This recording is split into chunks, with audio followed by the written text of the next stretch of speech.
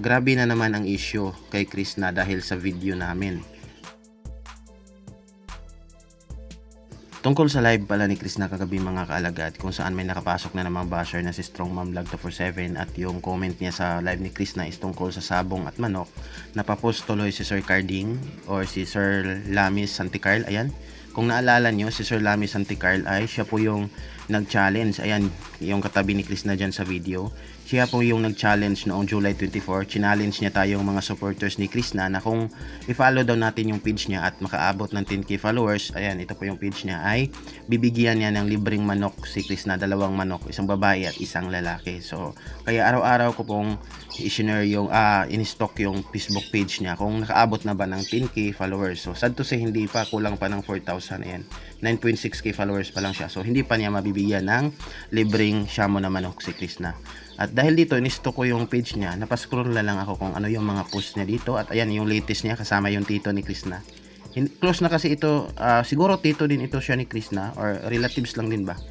Kasi hindi siya, parang pamilya lang din siya ni Krishna. Kasi close, ayun nga, close sila, hindi lang kay Krishna, kundi sa family member ng pamilya ni Krishna. So dito, may post siya din na 2 hours ago din tungkol sa live ni tungkol sa nangyari sa live ni Krishna kagabi, na ayun nga yung basher tinira si Krishna tungkol sa pagkamahilig nito sa manok at pagpunta sa sabungan. Ayan, ito yung post ni Lamis Santicarlo or aka Carding. Sabi niya dito, ayan, may ginawa pa siyang nag-edit siya ng picture dito, or siguro AI ba to, o siya talaga mismo yung nag-edit. So sabi niya sa caption dito, grabe na naman ang issue kay Krishna dahil sa video namin. So, ano bang video? Hindi ko pa na may video ba na Sinabi kasi sa live ni Krishna na pumunta daw siya nag-video siya na pumunta ng sabungan. Ayun. About sa manok, di po totoo na nagsugal siya. Grabe naman kayo kung ano-ano na lang i-issue nyo sa kanya. Ayun, napapost tuloy si Sir Lamis Santicarlo. Updated si Sir Carding or Sir Lamis Santicarlo sa mga ganap sa mga live ni Krishna. So dito, ang nakasulat sa kanyang ginawang edit na picture ay breaking news, bagong issue ng basher.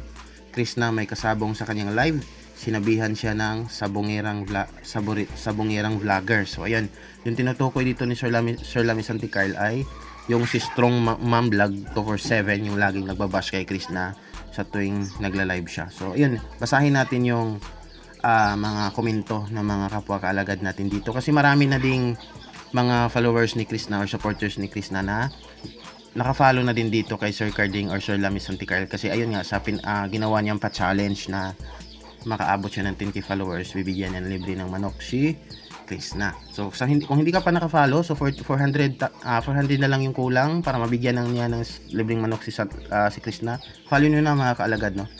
So ayan, nag-check ako ng comment dito kasi may mga kaalagad na rin tayo na followers ni Sir Lamis Santicarl. So, nagbasa ako dito kung ano yung mga comment nila. So, syempre, yung mga kalagad natin dito na nag-comment, updated din sila kung saan or patungkol itong post ni Sir Lamis Santicarl. Siguro, nanood din sila ng live ni Krishna kagabi. So, ayun, sa mga kaalagad natin dito, paunahin ko muna itong yung mga tataas. Ganyan talaga ang buhay sa mundo, maraming alanganin sa pananaw o pag-iisip. Kaya sabihin mo kay Krishna, always stay forward, no looking back to those who are weird faces. But keep turning back for her best simple memories through God's care and protecting her for life. So, ayun.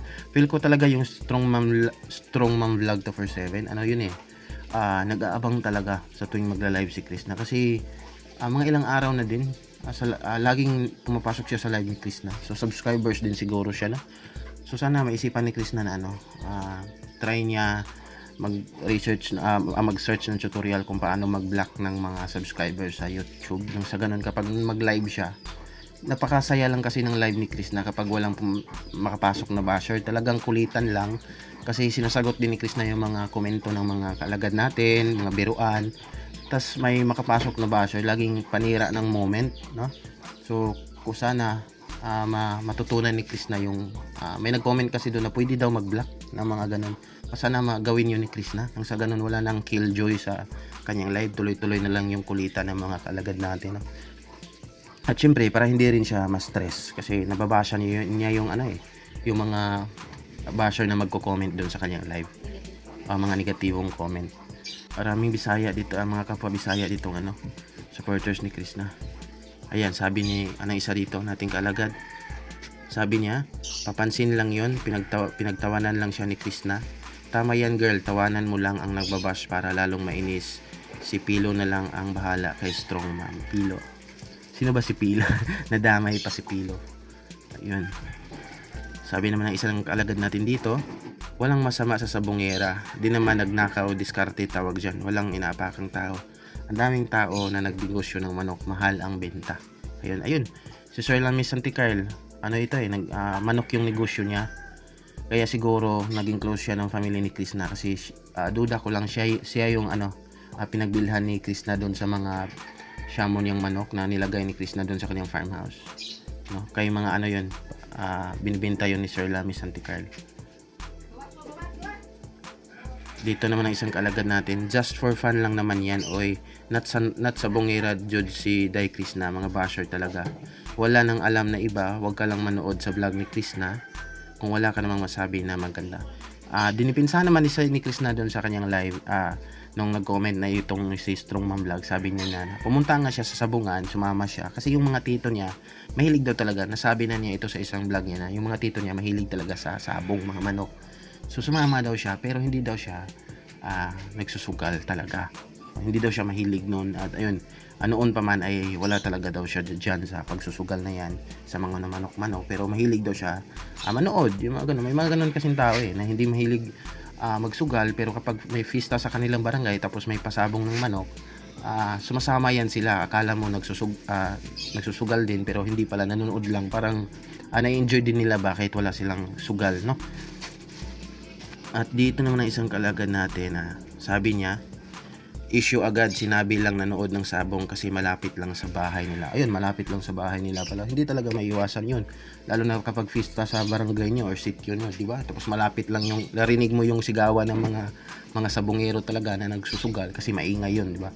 Kasi sa probinsya or barangay ay hindi talaga sa malaking arena yan. Kasi sa malaking arena parang hindi yun lumalabas yung mga maingay na galing sa mga sabongero. So kapag sa probinsya, nasa lang,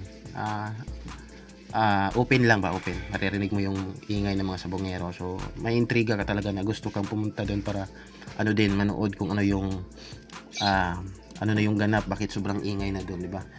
At na-enjoy din talaga nila. So yung issue agad no, nanood lang si Krishna. Madumi talaga yung pag-iisip ng kay ni Strong Mom Vlog kasi pagbanggit lang din ni Krishna na ina-update lang niya tayo na minsan daw kinukulang siya sa pera. Tapos pasalamat naman daw siya na may nagpapautang sa kanya sa materialis. Kasi yung YouTube nga medyo delay daw. Pero para kay yung ibang kaalagan natin, sobrang saya na kasi in-update tayo ni Krishna na ganun pala yung iba is naawa pa, may iba pa na nagpadala kay Krishna kahit hindi naman kusa po yun na binigay kay Krishna. Sinabi niya doon sa live, hindi siya hiningi kasi hindi naman niya ugali yun. Pero yung pag ganun ng pagtopic ni Krishna tungkol sa pera is para kay Strong Mom Vlog, iba na yung dating sa kanya. Sinabi niya doon sa isang pagbabash niya sa live ni Krishna na parang dating sa kanya ay sinadya daw ni Krishna. Yun lang yung pagkaintindi ko sa daw siya mag-comment sinadya ni Krishna yung mga ganong usapan sa live ni Krishna para nagmakaawa daw para bibigyan ito ng pera para sa kanyang farmhouse. Yun yung dating. So medyo madumi talaga yung pag-iisip ni Strong Mom Vlog 247. So yun, marami pa mga kaalaga dito na nag-comment sa post ni Sir Carding or Sir Lami Santicarl. Na-mention pa nga dito yung basher sa live ni Krishna. Sabi ng isang kalagad natin, si Strong Woman yung basher kagabi sa live ni Bibi Labs. Ayun, pero tinira naman niya siya kaya biglang nanahimik. Pakailamira kasi single mom na nga, pang bash pa ang inaatupag niya. OFW siya sa Taiwan. Lagot naman yan kay R-Jobs, mamaya merong dasala naman magaganap. Ito yung napanood ko yung reaction ni dito, Ate R-Jobs, doon sa unang pagbabash ni Strong Mom Vlog sa live ni Chris, unang live ni Krishna. Napanood ko yung video ni Ate R-Jobs. Sabi niya, saludo din ako ni Ate R-Jobs daw yung mag-react kasi inuna niya talaga yung pagiging saludo daw si Ate R-Jobs sa pagiging single mom nito kasi nga ayun, Strong Mom 247. Saludo daw siya pero tapos strong mom pa, so strong na mama. Saludo daw siya pero sa pag-uugali nito wala siyang hindi siya believe daw kasi bakit ganyan daw makapang-bash kay Krishna. Ay nako nga naman, Si Strong Woman, sinabi na nga sa umpisa pa lang may pasabong sa purok nila. Ayun, sa purok na nila, no? At nanood siya at masaya na siya lang hinahawakan. Nanood pero di naman siya sinabi na nagsabong siya. Nanood ng sabong. Dayan na yang Strong Woman na yan kay Pilo. Kasi si Pilo may dalawang kabang. Pwede siyang ipasuwang ng kalabaw. Kalabaw ni Pilo. Sino bang Pilo, mga guys? Sa purok lang, pasapurok lang naman nila, no? Pumunta si Krishna. Kasi may sabong. Ang malala dyan, kapag sa arena na talaga pumunta si Krishna, tapos hindi lang isang beses, so dun mo madududa na nagsusugal na. Diba? Sabi naman ng isa dito, hindi masaya ang basher, wala kasi silang magawa sa buhay kundi magmarites lang. Yan Krishna, ang tama, basta hindi masama po. Happy lang sa bashers hanggang mag-violet. Ha ha ha ha. Ang saya kaya manood ng sabong. Ganun talaga pag nasa bukid, kapag may fiesta, sabong laban ng kabayo, yan ang libangan. So yun nga yung sinabi ko kanina, kapag sa probinsya or bukid, hindi mo masabi na yung nasa sabungan, yung lahat na nasa sabungan ay nagsusugal yan. Marami din na ang mayroong mga babae din na marami ding mga babaeng nanonood ba. So ayun lang mga kaalagad, no. So madaming sa live ni Krishna kagabi. Pati si Sir Lami Santicar nagpo-post na rin. Ito talagang si Strong Mom Vlog, hindi pa tumigil, nakailang live na to siya ni Krishna, laging panira ng moment.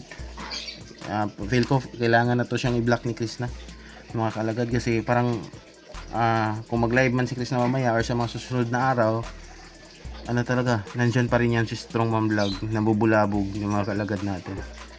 So ayun lang, for this video mga kalagad, maraming salamat sa panonood, at for more video na katulad nito, kung pwede subscribe my YouTube channel at i-like itong video para nang sa ganun ma-update din kayo kung ano na yung mga ganap na mga sinusubaybayan nating vlogger sa YouTube, at hindi kayo updated sa kanilang mga Facebook post. So ayan, follow niyo po itong YouTube channel ko, at maraming salamat po at God bless po sa inyo lahat.